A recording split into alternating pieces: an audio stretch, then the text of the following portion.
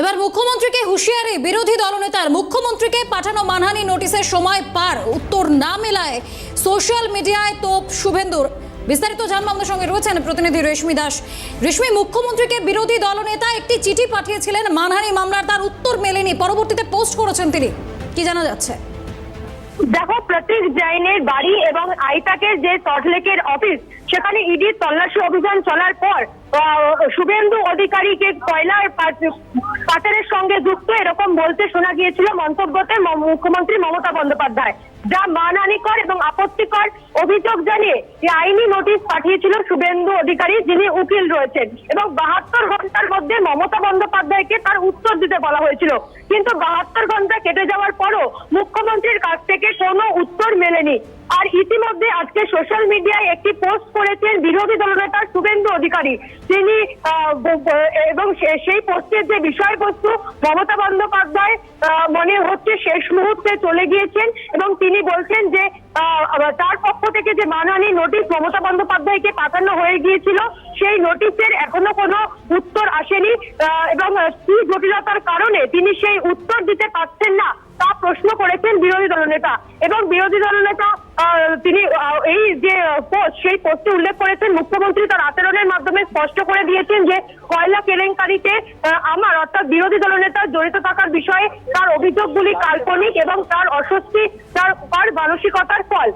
আদালতের আইনি পরিণতির মুখোমুখি হওয়ার জন্য প্রস্তুত থাকুন, অর্থাৎ মমতা বন্দ্যোপাধ্যায়কে বিরোধী দলনেতা হুঁশিয়ারি দিয়েছেন এবার আদালতে মুখোমুখি হওয়ার জন্য প্রস্তুত থাকতে বলেছে। এবং আদালতের যে বিষয়টি, অর্থাৎ তিনি এবার আদালতে আইনি নোটিশ পাঠিয়েছিলেন এবং আদালতে বিষয়টি তিনি আদালতের দ্বারস্থ হয়েছেন এবং তিনি বলছেন যে আদালতে অর্থাৎ আদালতে মুখোমুখি হওয়ার জন্য প্রস্তুত থাকতে বলেছেন মুখ্যমন্ত্রী মমতা বন্দ্যোপাধ্যায়কে। কারণ বিরোধী দলনেতা বলেছেন যে 72 ঘন্টার মধ্যে মমতা বন্দ্যোপাধ্যায়কে প্রমাণ সহ জবাবদিহি করতে হবে যে শুভেন্দু অধিকারী এই কয়লা দুর্নীতির সঙ্গে যুক্ত কিনা। এবং 72 ঘন্টা পেরিয়ে যাওয়ার পরও মুখ্যমন্ত্রীর কোনো উত্তর না আসায় আদালতের মুখোমুখি হতে হবে হুঁশিয়ারি শুভেন্দু অধিকারী।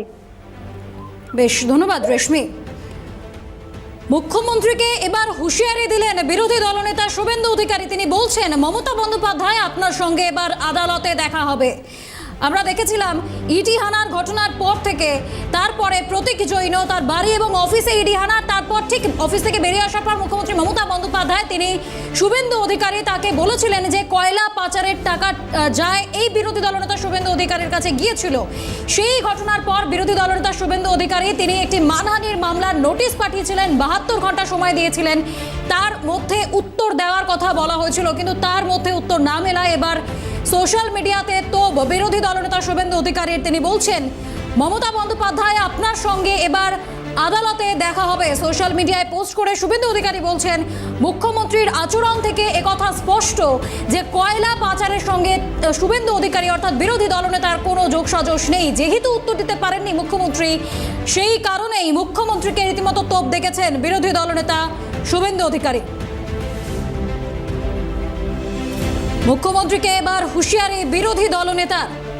প্রতীক জৈনের বাড়ি এবং অফিসে ইডি হানার পর থেকেই মুখ্যমন্ত্রী মমতা বন্দ্যোপাধ্যায় অভিযোগ তুলেছিলেন সরাসরি বিরোধী দলনেতার বিরুদ্ধে যে কয়লা পাচারের টাকা গিয়েছিল তার কাছে।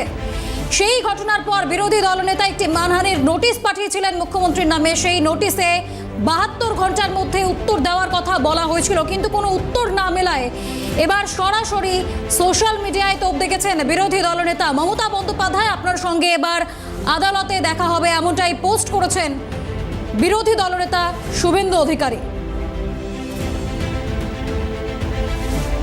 মুখ্যমন্ত্রীকে হুঁশিয়ারি বিরোধী দলনেতার।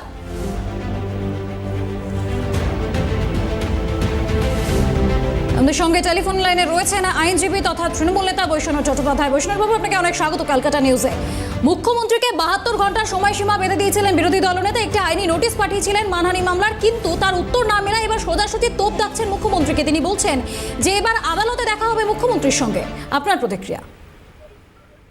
শুভেন্দু বাবুর কি সম্মান আছে যে সম্মান হানি হবে? ওনাকে তো হাতে করে টাকা নিতে দেখা গেছে।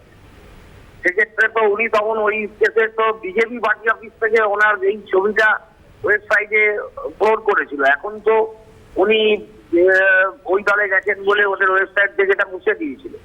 ওর শঙ্কু পান্ডা এদের তো সব ছবি ওরাই দেখিয়েছে।